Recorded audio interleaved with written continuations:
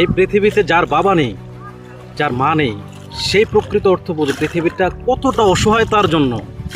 এ যেমন আমার বাবা নেই, আমি যাই করতে যাই না কেন, যে কোনো কাজে হাত দিই না কেন, আমি প্রতিটা কাজে, প্রতিটা পদক্ষেপে আমি বাবার অনুপস্থিতি টের পাই, ভয়ানকভাবে টের পাই।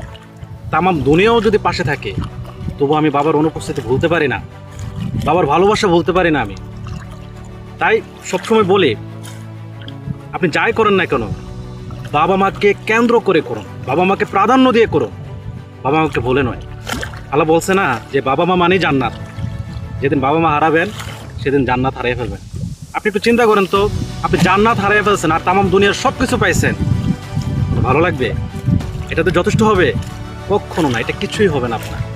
তাই বাবা মা বেঁচে থাকতে বাবা মায়ের মূল্য দিন, তাদেরকে কদর করুন, তাদের পা ধুয়ে এই পা ধোয়া পানিটা খান।